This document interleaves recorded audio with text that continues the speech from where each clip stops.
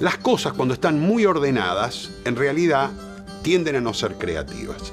Todo lo que está ordenado no puede ser creativo, porque no hay manera de crear algo como no sea producir orden en un caos. Por lo tanto, hasta que no se produce ese caos, no hay cosmos.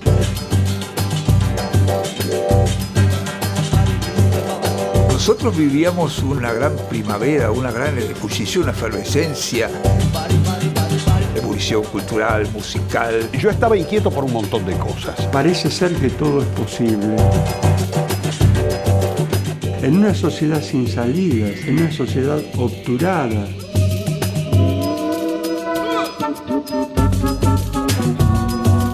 La adolescencia en los 60. La imaginación al poder. Lo que fue el Mayo francés. Un montón de cosas que nos atravesaron. Hacen a una ideología.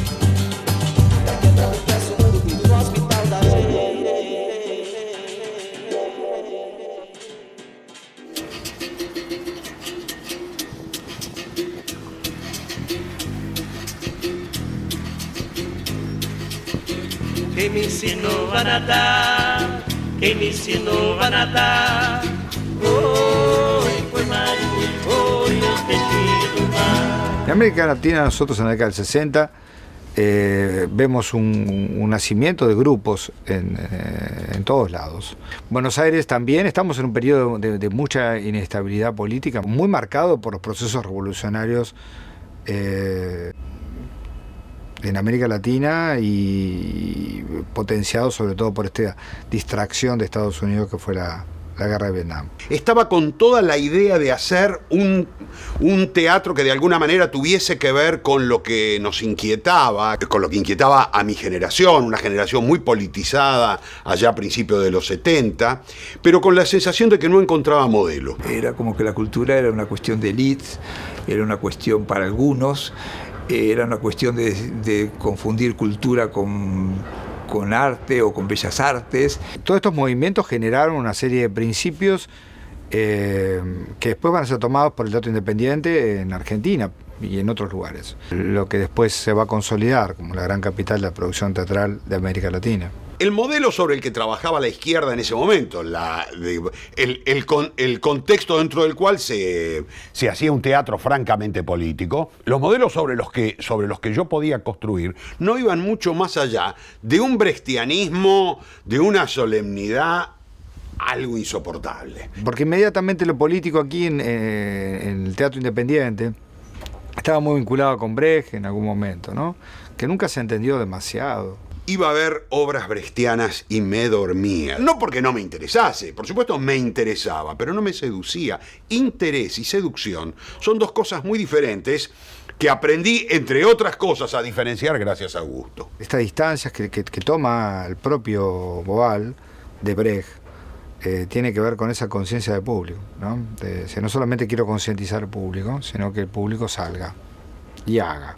Y ahí empezamos a trabajar todo el tema de qué significa la cultura en una comunidad, qué significa la cultura como hecho de liberación, como uno culturalmente a veces está sometido y que la liberación pasaba por la cultura.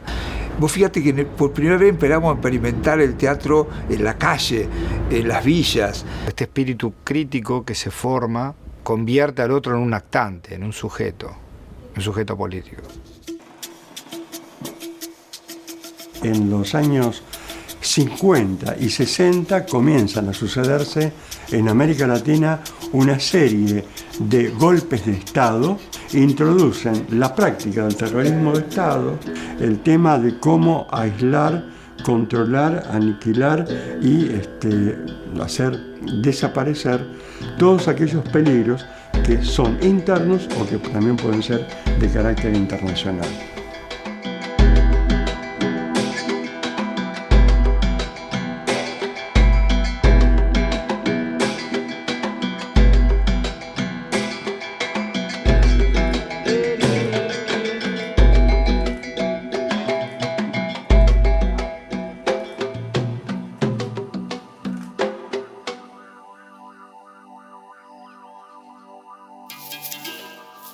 Mi conocimiento de Boal tiene dos etapas. La primera, antes que se caiga esta mierda, fue Ahí va.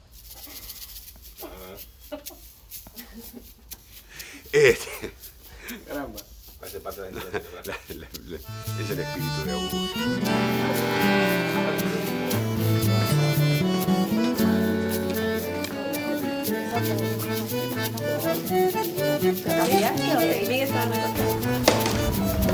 O en los 70. O en el 70 también. O en el 70.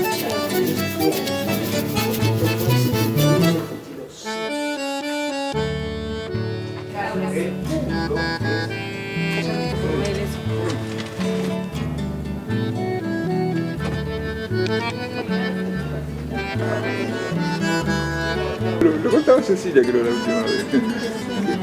Apareció la foto.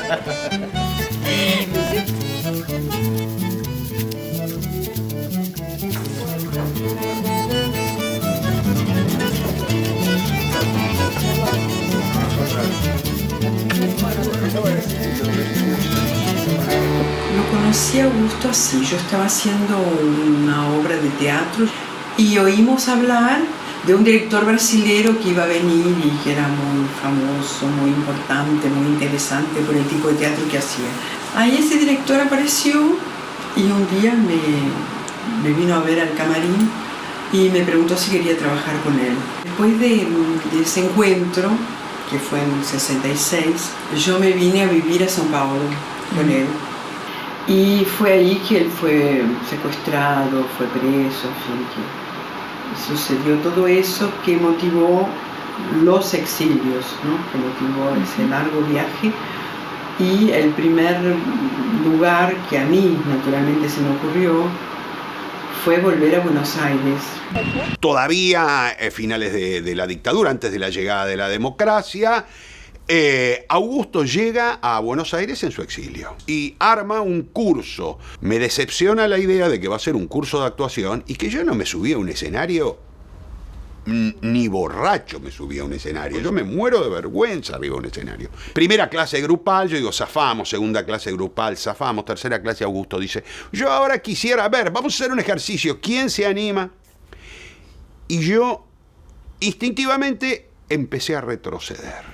Pues yo me voy, llegó el momento en el que me tengo que ir, porque me va a hacer pasar y yo voy a enrojecer y además me voy a quedar duro, me va a agarrar pánico escénico. Y entonces comprendí una cosa que a mí en la vida me ha dado, varias veces me ha dado buen resultado, no todos, pero alguna vez me ha dado buen resultado, que es escaparse para adelante. Y entonces, ¿qué hice? Me recuerdo a mí haciendo esto, que es con la mano izquierda levantar la derecha, ¿no? Como pasó yo. Y de pronto Augusto produjo el milagro, que se empezó a dar consignas, blum, blum, blum, blum, y en un momento me encontré actuando con la sensación de no me gusta, lo padezco, pero lo puedo hacer. Entonces Augusto fue también una especie de curioso revelador, porque lo que Augusto me dijo sin decirme es lo que mi técnica la vas a entender en el cuerpo, no la vas a entender en la cabeza. Vos querés entender en la cabeza y no pasa por la cabeza, entendela en el cuerpo. Yo fui su actor estable, entre comillas, porque hice los 3 espectáculos que hizo Augusto en Buenos Aires, que fue el Gran Acuerdo Internacional del Tío Patilludo, Torquemada, que fue una obra maravillosa, y Ay, ay, ay, no hay Cristo que aguante, no hay, que fue su tercer espectáculo. Yo hice El mejor alcalde del rey, así arrancó en Lift con mucho éxito. Después hice El tío Patilludo en Planeta con mucho éxito. Y después hicimos La mandrágora de Maquiavelo en el Centro de Artes y Ciencias, que fue un fracaso feroz. Esta es una foto del elenco es el elenco del mejor alcalde del rey. Él es Augusto. Él es Augusto, del centro. Y acá están las críticas, en general eran bastante malas. Trabajar con alguien que jugaba arriba del escenario, que proponía el teatro realmente como un juego personal, un intercambio, una cosa social arriba del escenario, más que individual. A veces era hasta cómico, ¿no? Yo decía, Augusto había momentos que parecía un animador de fiestas infantiles. Vos tomabas una clase con él y había momentos donde todo el mundo se cagaba de risa Y lo extraordinario es que cagado de risa y desestructurado, entraba. A mí me parece que la primera cosa que proponía y que a mí me copaba era la diversión. O sea, que sin diversión... Esperamos que pase el tren, porque si no...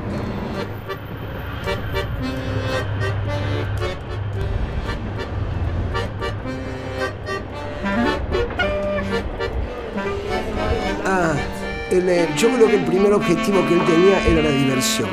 Y el segundo objetivo era la clarificación, que la ideología pase clarita. Y Augusto proponía continuamente algo de entretenimiento asociado al saber, que era apasionante. Al poco tiempo de dar clases, lo que me di cuenta es que la única manera que un grupo sostiene 3 horas en contacto fluido, franco y gozoso contra la superficie comunicante de una clase es si está entretenido, es decir, si está si está entre los límites de algo que lo tiene en ese estado fluyente, gozoso. El gran acuerdo internacional del tío Patilludo parte de que en ese momento el nombre que había tomado la dictadura de turno era el Gran Acuerdo Nacional. Y el emblema eran partido de fútbol. Y hacíamos el precalentamiento a telón cerrado, pero ¿qué precalentamiento? Un partido de fútbol. Y la fiesta empezaba desde ese momento también, ¿no? El tío Patilludo lo hicimos en la CGT de los argentinos, llevados por Rodolfo Walsh. La escenografía del Gran Acuerdo Internacional era nada más que un panorama blanco, ¿no? Que era todo el fondo del escenario y después elementos, sillas, las tarimas, lo que usábamos nosotros, y los personajes con el vestuario que se iban cambiando actor a actor. Ese modo maravilloso de hacer teatro que él tenía, que era el teatro comodín, donde no existían los actores, sino que existían los personajes y rotábamos constantemente los personajes, que es un ejercicio fantástico. No era que a ver quién lo hace mejor o quién lo hace peor, porque no existía eso. Lo importante era el rol, ¿no? Y eso el público aceptaba el código enseguida, no era algo que se hubiera visto antes. El acuerdo ficcional, ¿no? Vos me mentís, yo sé que me mentís, yo te miento también, que me creo lo que vos mentís, y ahí estamos acordando el misterio del teatro, ¿no?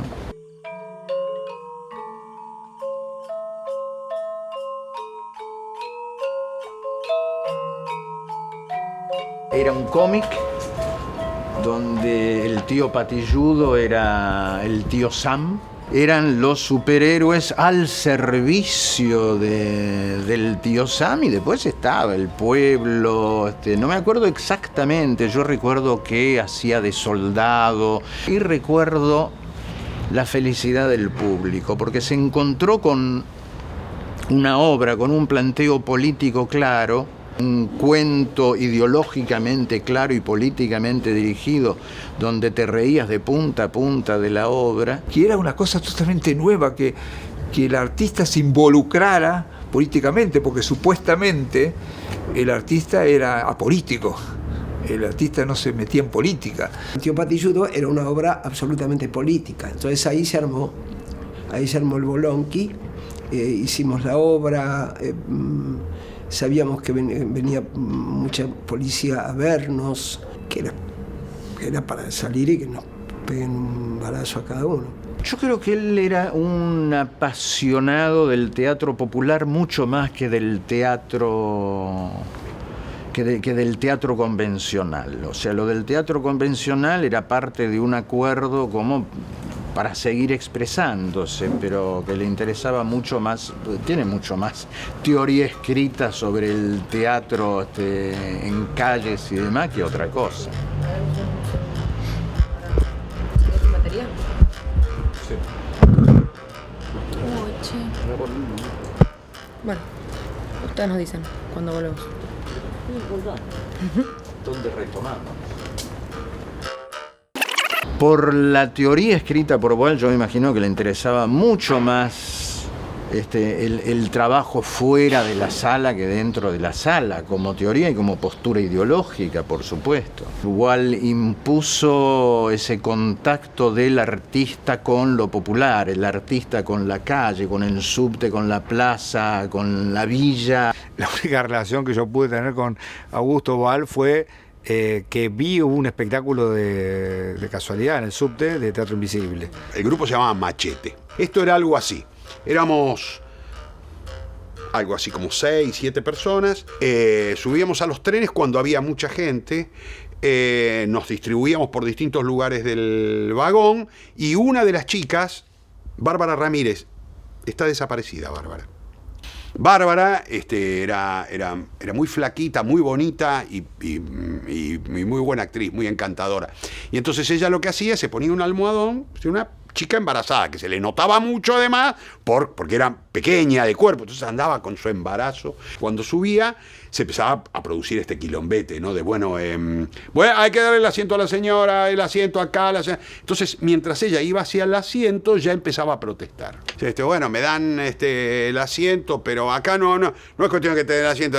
Acá lo que debería pasar es que viajemos mejor, no que viajemos como sardina, porque ¿por qué viajamos como sardina? Entonces el otro empezaba a contestar, alguien en la otra punta del vagón. ¿Sabe lo que pasa? Esta es la hora que se sale del trabajo. ¿A usted le parece que van a poner más servicios para la gente que trabaja? Los servicios no se ponen para la gente que trabaja, señora. La gente que trabaja es sardina. ¿Qué va a ser sardina? Y empezaba una discusión en la que cada uno de los 6 iba agregando conceptos. Recuerdo que terminábamos coreando algo y ya estaba calculado que será el tiempo en el que se estaba llegando a la estación siguiente. En el momento que se llegaba a la estación siguiente, bajábamos y desaparecía. Al principio no se sabía si era teatro o no. En un momento descubrían que era teatro. En el momento que se descubría que era teatro, bajaba de línea y salida. No, él era muy famoso en el ambiente under, o sea, era famoso en el ambiente under, pero no en el ambiente más comercial, digamos, más teatral. Y supongo que tenía mucha gente, otra vez viene el tren.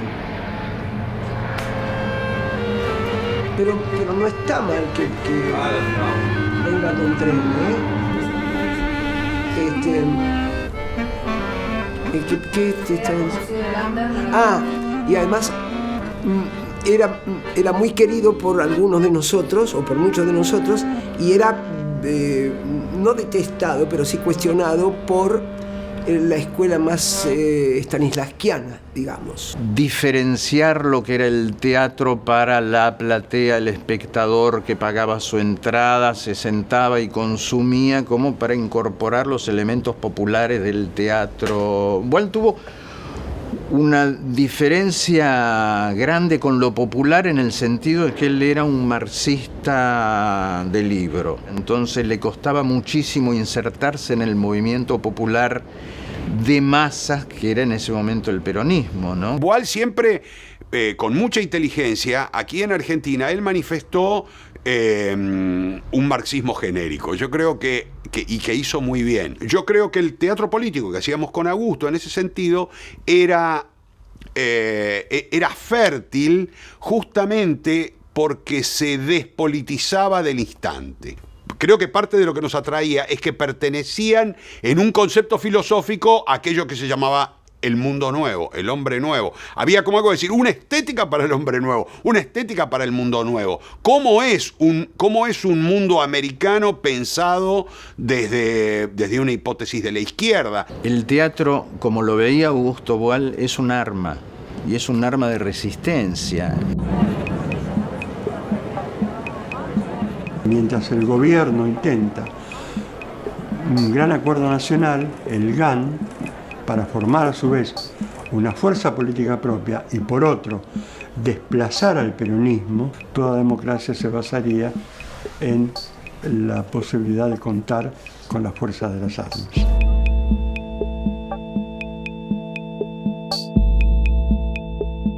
Mi idea del terrorismo de Estado es que se inicia claramente con la masacre de Trelew el 22 de agosto de 1972. Nosotros somos entonces parte del pueblo. Toda la gente que está aquí es parte del pueblo. La matanza deja como saldo más de una decena de víctimas que son fusiladas a través de una argucia. Sin el fusil, aquí no es posible, pensando en la cabeza de estos hombres, no es posible la transición democrática. Torquemada era una obra autobiográfica que hablaba de las vivencias que él había tenido en la cárcel en Brasil antes de ser liberado y exiliarse en Argentina. Y nos tocó trabajar en el periodo de los asesinatos de Trelew. Es más, la noche de los fusilamientos de Trelew, el elenco decidió hacer la obra en homenaje, porque hablaba de eso. La obra terminaba con un fusilamiento masivo.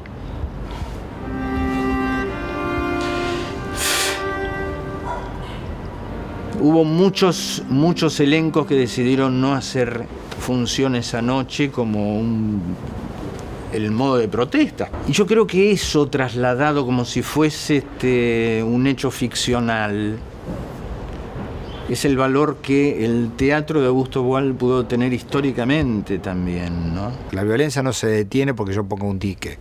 La violencia se detiene con fiesta. El teatro ayuda, porque tiene elementos festivos, pero con fiesta. La sociedad tiene que recuperar su malla, su entramado, y no se puede hacer con un decreto.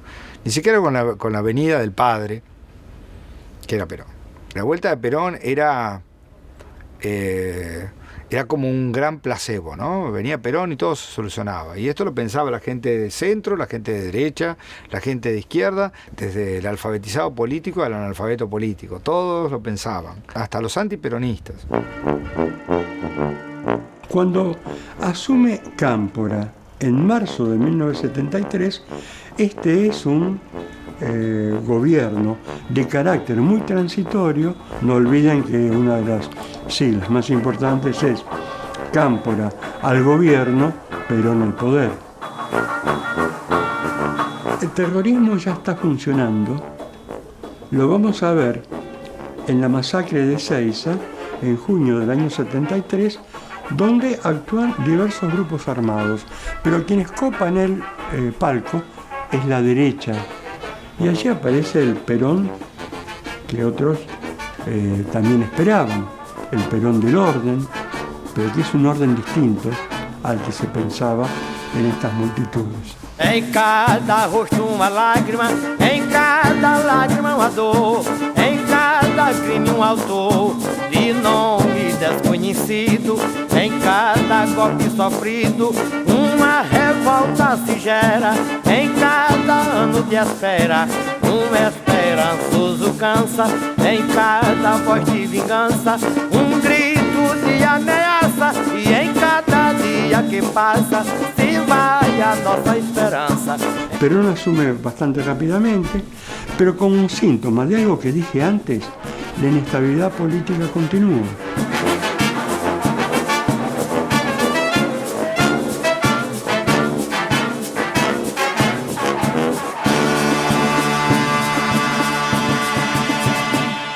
Verano del 73, antes de las elecciones del 73 que ganó Cámpora. Es decir, en el medio del quilombo de Buenos Aires, nosotros en un sótano en la calle Paraguay haciendo ay, ay, ay.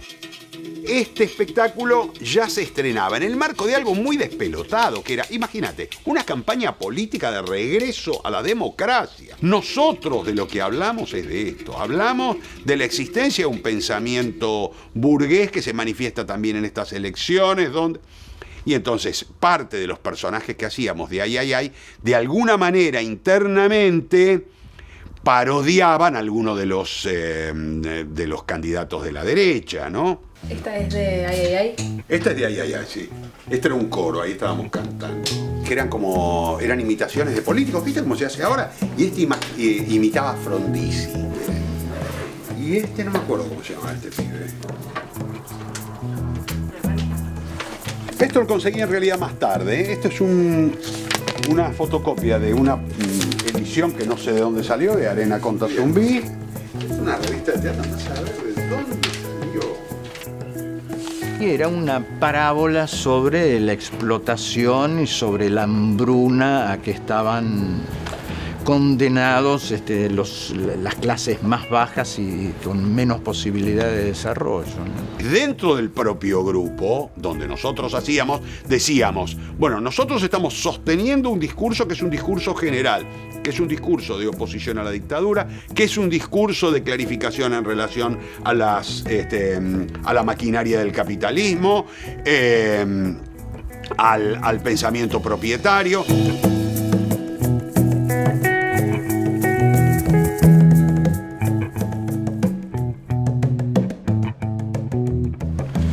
Cuando Boal me llamó para hacer la tercera obra que hizo Ay, ay, ay, no hay Cristo que aguante, no hay, que ya conocíamos el libreto y qué sé yo, me dijo, yo quiero que vos hagas Juan Pérez.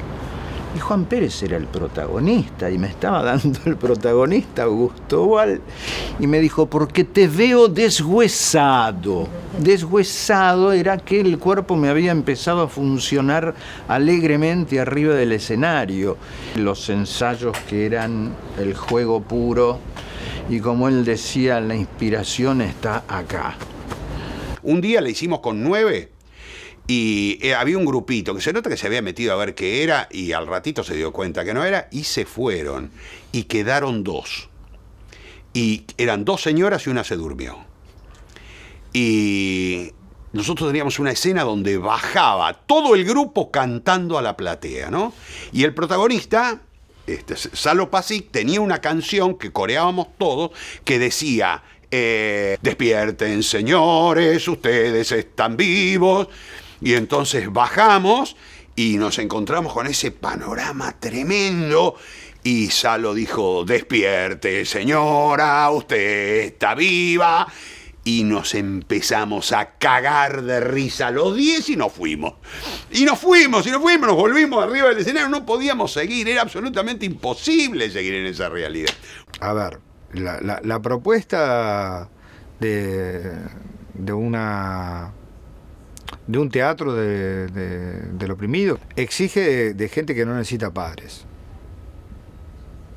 que no necesita tutelas, que puede pensar por sí misma, que por supuesto va a seguir líderes, ¿por qué no?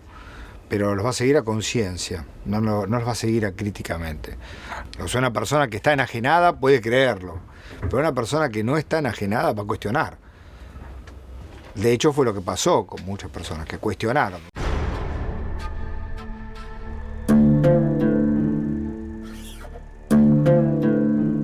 Acá, a partir de septiembre, se agudiza ese terrorismo de Estado que en realidad va todavía a catapultarse o a ser mucho más grave a partir de la muerte de Perón.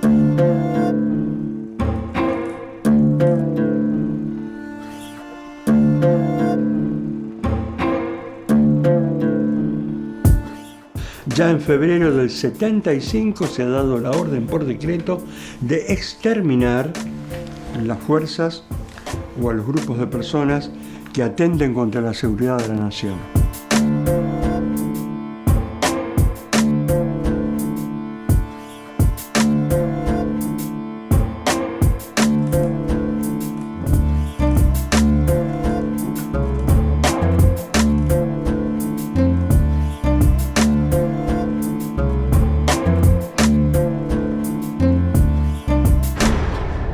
Las cosas estaban poniendo muy mal, en el 75 por ahí, él sin pasaporte, sin poder viajar, viene la noticia de que sí le obligan al gobierno a darle el pasaporte y al mismo tiempo en Portugal, que estaba habiendo todo ese proceso de la revolución de los claveles, lo invitan a dar clases y yo prácticamente lo obligué a que se fuera y nosotros nos fuimos después,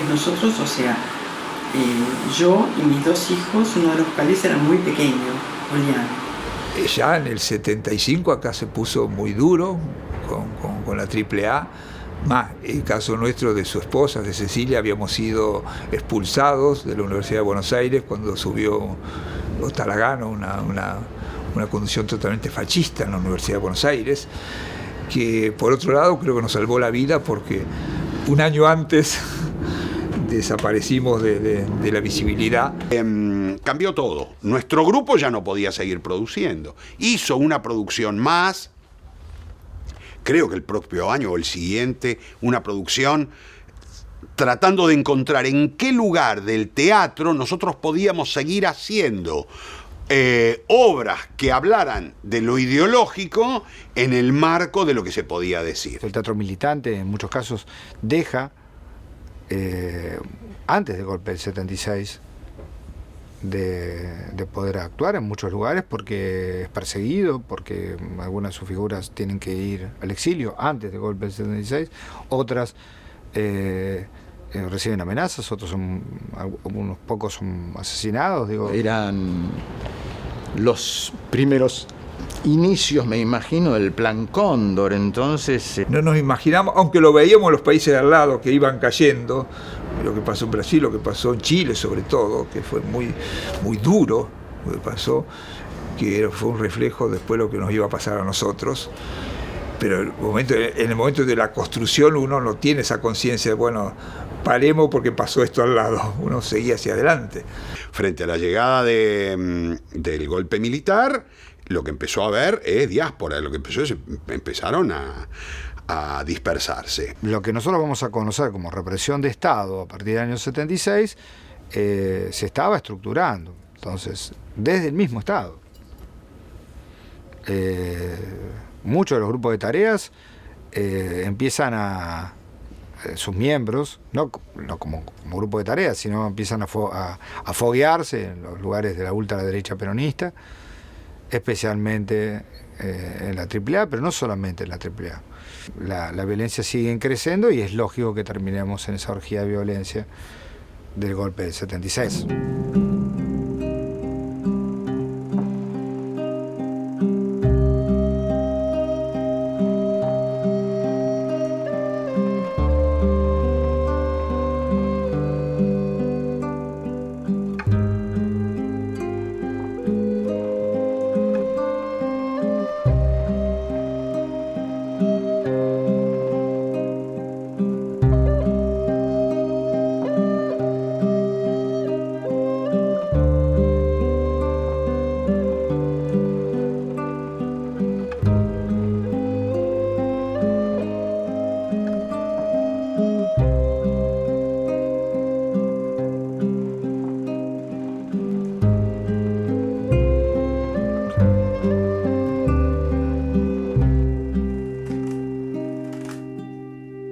Me parece que a partir de posdictadura y de acuerdo al ámbito, yo creo que se hace un reduccionismo de lo que fue la militancia del 60 y 70, se hace una mitificación también, porque no se estaba todo el día revolucionando.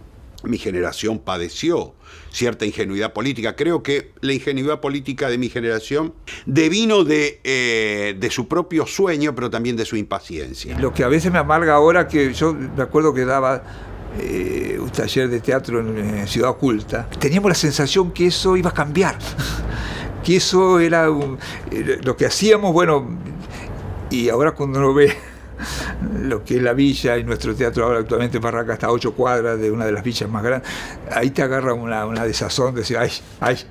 El sueño era muy poderoso, que era cambiar la realidad. La impaciencia nos hacía pensar que no solamente cambiaríamos la realidad, sino que podríamos vivir disfrutando de la nueva realidad modificada, sin entender que los procesos históricos son extensos, cruentos, dolorosos, violentos, por momentos inconsistentes, contradictorios.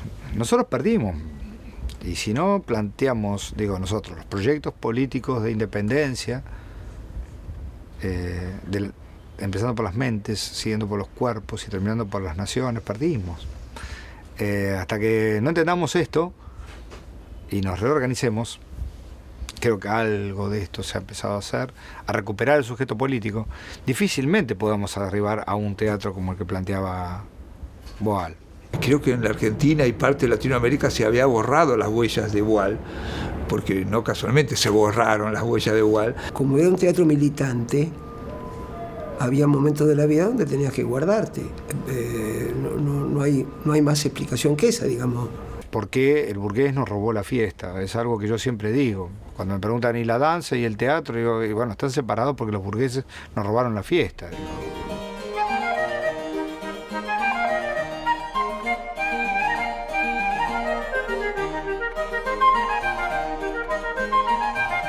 77, 78, 79, 80, 81, 82, la democracia vuelve en el 83, son 7 años de oscuridad. Cuando vuelve la democracia, en realidad vuelve también con una nueva hipótesis estética, es otra cosa. Aparecieron otras tendencias en la teatralidad, apareció también una necesidad, un teatro muy europeo. Desde el 84 en adelante, me parece que hubo una mirada hacia otros lados, no hacia América Latina. Indudablemente el modelo teatro abierto es un modelo de autor que sigue predominando en la década del 80.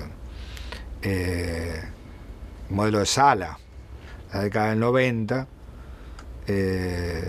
tanto en Brasil como en Argentina, poco tiene que ver con un teatro para todos, desde todos, ¿no? Esa apropiación del teatro, reapropiación del teatro que exigía Boal, ¿no? Porque hay una zanja creada por la dictadura que impide de manera definitiva la posibilidad de que la estética, el teatro y la ideología del teatro de Augusto se pudiera representar después del 76. Ni siquiera se tenían en cuenta, porque en el fondo era el teatro popular, el teatro latinoamericano, investigaciones de que fue supuestamente de una época. Tenemos cada vez más masas alejadas del teatro. Tenemos un teatro de clase media, hecho por gente de clase media, como era Augusto también, como soy yo, como la mayor parte de la gente que hace teatro hoy. Y Augusto no está aquí como para seguir generando este modelo. Entonces este modelo desaparece. Curiosamente, desaparece aquí porque aquí ya había estado, pero empieza a aparecer en distintos lugares de América y de Europa. Sobre todo donde se desarrolla, es ahí donde él labura. Inclusive debe estar metida en muchos espectáculos que uno ve en el mundo, debe haber cosas de Boal o de seguidores de Boal que ni siquiera saben que están haciendo eso. En los 90, sobre todo en la segunda mitad de los 90, después de las consecuencias nefastas del mismo plan económico que se había implementado, inclusive antes del 76, genera nuevos grupos de teatro comunitario. Y el teatro comunitario es lo más parecido, si querés, a un teatro militante en ese periodo. Porque a veces cuando te preguntan sobre el teatro comunitario parece que hubiese alguien inspirado que se le ocurrió algo. Y no, es consecuencia de todo un alineamiento histórico, y ahí entra Boal muchísimo. Tiene que ver con la necesidad casi intuitiva, más allá de que existen los entrenadores, algunos de ellos alumnos de Augusto, que van a hacer estos grupos porque la gente necesitaba narrar lo que le había pasado. Se habían quedado, cuando uno se queda sin voz, se muere. Entonces, bueno, aunque sea tener esa voz y poner el cuerpo a través del teatro comunitario. Por suerte la gente joven lo está tomando porque está necesitando comunicarse de otra manera, visualizar al teatro de otra manera. A veces es fácil descubrir el plantín, volviendo a esto, la semilla. Lo que es muy difícil es seguir las raíces que armó. Y armó raíces por todos lados. Germinó de vuelta lo que hablábamos del tema de la semilla, ¿no? Porque había sido arado, el campo borrado, entonces está de vuelta, está de vuelta. ¿Tenés idea por qué? Yo estoy mirando esta cámara, vos sabés que siempre soy el que, yo hablo con ustedes, siempre soy el que soy filmado, nunca tuve una de estas en la mano. Porque ahora les voy a mostrar a ustedes. Esto es el techo, tal. Ni sé por dónde se mira acá. Acá. Hasta hace un rato estábamos tomando mate, pero claro, como ahora soy entrevistado no me pasan más un mate. Acá está el mate, ¿ves? Como decía Good Morning, como decía en la película Peter Sellers. Augusto trabajaba muy bien con los actores. Él había hecho una formación en Estados Unidos y entonces tenía una influencia de Stanislavski muy grande, el Actor Studio. Y obviamente eso le gustaba a él. Pero al mismo tiempo tenía una cosa muy brasilera. Yo no sé si la importancia es el teatro, digo así, fíjate. Por ejemplo, en la Argentina siempre hubo un teatro muy politizado. Lo que a mí me parece importante es la posición política de alguien. Sí, y a través de qué la ejerce. Puede ser que la ejerza, si la persona es médico, entonces se va a dedicar a hacer un tipo de medicina. Y si es una persona de teatro, va a hacer un tipo de teatro. Era brasileño, era Augusto Boal. Y lo que tenía era una alegría de vivir y una alegría con lo que hacía. Yo creo que es la alegría que uno tiene cuando está convencido que lo que hace es lo que quiere hacer. Lo que le aportó es la clara posibilidad de meter la ideología en el laburo de uno y la clara posibilidad de hacerlo con belleza, no la belleza del teatro, vamos a llamarlo como él lo llamaba, el teatro burgués, sino la belleza de algo bien hecho. Augusto fue un gran confundidor, en el mejor sentido de la palabra. Confundir es fundir con, es mezclar una cosa con la otra. Es un generador de ideas. Es un multiplicador de ideas. Es un tipo que llegaba con la idea de decir esto no es así. Y entonces cuestionaba todo. Y en el cuestionamiento de pronto empezaba a cuestionar cosas que eran sagradas. Entonces continuamente lo que Augusto venía a decir es, hay verdades instituidas. Como a toda institución lo que hay que hacer es encontrarle cuál es verdaderamente el sentido humano. Si no se transforman en eso, que es institución. Uno tiene que aprender a leer la vida, no a leer un texto. Y en ese leer la vida, el arte tiene un papel fundamental. Y bueno, y el cuerpo. Todo forma parte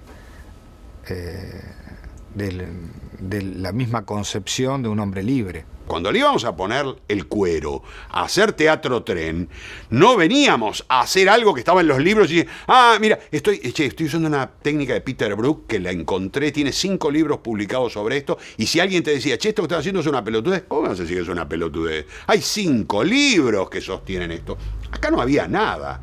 Lo que había era el carisma de un tipo que decía, ¿por qué no crear una teatralidad aprovechando el contexto de teatralidad que crea la realidad? Era un intelectual brillante y no se le notaba, porque para él el teatro era una fiesta. Una farsa que no se hacía era. Es como con la sensación de no hay que hacerse el cómico, hay que ser cómico. La vida tiene algo de comicidad que uno debe tomar y eso trascendió. Eso quedó en el cuerpo de los actores y en la estética de los creadores que pensábamos el teatro desde la política. El arte y el teatro en particular como acontecimiento en una época donde los cuerpos son o cosificados o escondidos o dóciles o manipulados, tenemos que ponerle cuerpos pensantes, cuerpos críticos, cuerpos entrenados en esto. Si no desarrollamos la creatividad en todos, que es una de las cosas más mutiladas que tenemos, ¿cómo vamos a modificar cosas? ¿Cómo vamos a imaginarnos otro mundo posible si no desarrollamos la imaginación? O sea, si no vamos a estar siempre actuando en contra de imaginaciones de otros o construcciones que imaginan otros, y a una vez nos le dan el rol de oponerse. Y creo que si desarrollamos la creatividad vamos a hacer los caminos propios, y creo que esa es la esencia de Boal. Es fundamental articular redes, pero redes que generen, que vayan a la acción, como decía Boal. Yo creo que el teatro creo que es la última ceremonia humana que le está quedando al ser humano. Por eso este ritual es importantísimo. Es importantísimo y que lo tome la comunidad, que desde la comunidad uno dice, yo también puedo actuar, yo puedo ser protagonista del hecho artístico. Celebrar la fiesta del teatro en serio y no hablar de una fiesta del teatro cuando en realidad estábamos sobreintelectualizándolo y dejándolo para muy pocos.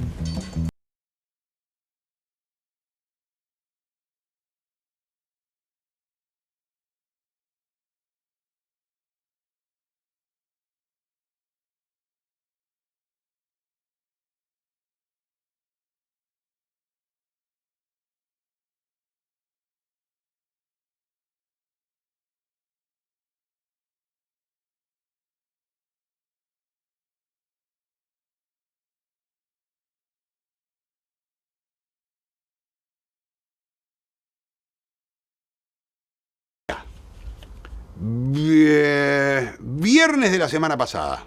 Salgo, termino de dar la conferencia, salgo, ponele, 10 de la noche. Voy caminando por ahí, un montón de gente trotando. ¿Qué sé yo? De pronto aparecen 2 pibes vestidos de superhéroes en el semáforo. ¿Dónde está toda la gente? Sino, íbamos cruzando, éramos 6 que íbamos cruzando. 2 superhéroes peleando. Mirá, me moría de la risa, porque además eran muy graciosos, muy graciosos. En principio empecé a pensar en los superhéroes de Augusto, pero también inmediatamente, porque eran estos 2 superhéroes que se tiraban, ¿y vos quién sos? ¿Vos quién sos? Y se bardeaban entre ellos y además cruzaban Avenida del Libertador junto con la gente, peleándose. Entonces la gente reía y a la vez estaba sorprendida. No tengo puta idea de dónde salieron, por qué lo hacían, por qué estaban vestidos así, a dónde iban, por qué lo hacían para tan poca gente, si lo siguen haciendo. No tengo idea en absoluto de cuál es el origen de esto. Sin embargo, la sensación es, esto es un retoño de aquello.